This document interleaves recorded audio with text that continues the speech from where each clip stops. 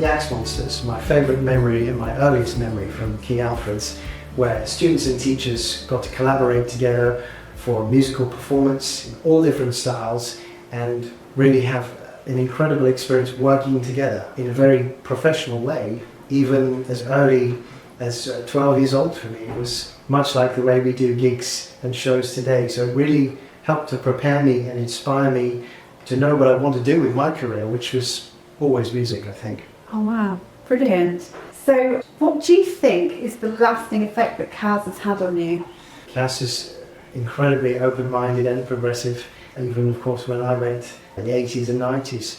I think it really taught me to believe in my own talent, to identify it, to nurture it. King Alfred's nurtured the music inside of me, if you like. Yeah. I know it's a little bit corny, but it's true.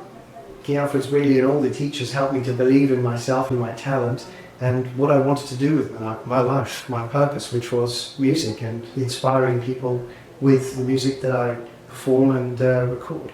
So I'm always fascinated to know why Old Alfredian's parents chose to send them to the school. How did you get here? Well, we moved my family from Holland, where I was born, in Delft in 1982. And we lived in Highgate, and I think my parents were looking for a school. Of course, my family were all musical and into drama and also medicine, so I was always wondering, am I going to go into music or drama or medicine? And they found this incredible school called King Alfred's, and they said, look, you know, we can allow our child to develop and to be nurtured in all these different arts, because King Alfred nurtured it all. Had an incredible drama department, incredible music and literary department. It was incredible. So really they thought their kid could be anything that he wanted. So I think that's why King Alfred just kind of screamed out at them, this is where we've got to get our son enrolled. So were there any things that you found difficult whilst you were at school? Like lessons or subjects? I think physics was never my strong point, but I had a pretty good grasp on other things.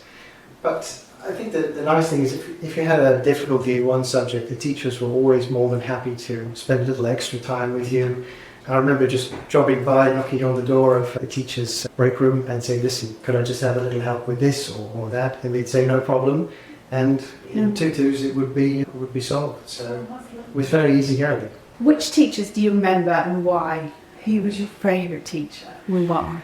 And it's funny, but my first kindergarten teacher, Audrey, was so sweet and so understanding, because I came from Holland and didn't speak very much English at the time, and she just kind of really had a way of bringing you into the fold, and everyone was very accepting, and wasn't long before English became my first language, and I think largely thanks to her nurturing and her support. There used to be story time with milk and little places to lie down, and I think that kind of really got into my psyche through those stories. And then much later, of course, I think my standout teachers for me were my music teachers, of course. Andy Hampton on saxophone and Robert Hersey, the original head of music, who really helped to bring everyone together for all the different music productions, like Bugsy, Malone, the Lion Witch in the Wardrobe, and all the different departments would collaborate together, the dramatic department, music department, and the art department for creating all the incredible sets.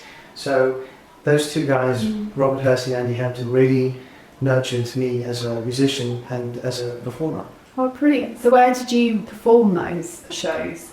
Oh, we performed those two shows in the main hall, and there's still a stage there, I believe. Yeah, there is. So the whole half of the hall was turned into the stage. In fact, the stage was extended from where it was with temporary structures, and it would come out several more meters in either direction. Oh, so half the hall would basically turn into one massive stage, and the whole audience would be around. So it would be a very almost immersive experience, a bit like what the Globe is now for Shakespearean theatre. Kaz did it first. I love that.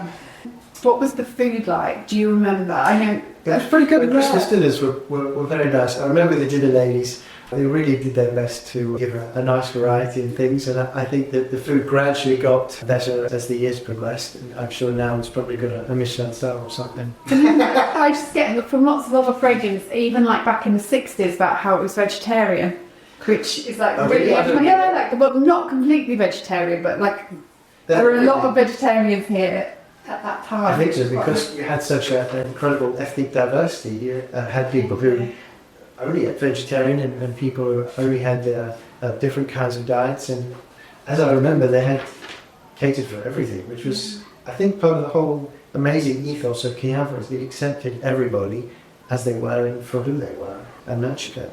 That's lovely that your memories of Christmas here, because you mentioned in your email about around the Christmas tree. Yes. And King Alfred had a humongous Christmas tree which was floor to ceiling of the big lower hall, and I think everyone helped to decorate it, and we had Christmas carols all around in call over, and then Christmas dinners, which were quite good. That sounds very cosy. And It was.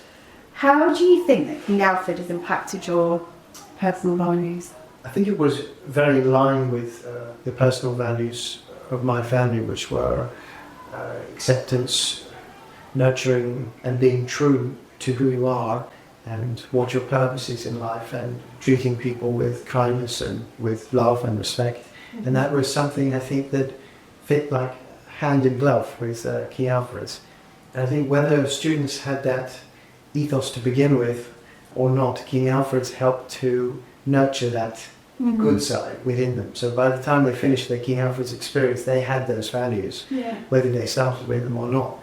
And I think those were carried on, certainly for me, into later life, the way that I approach my profession, the people that I work with.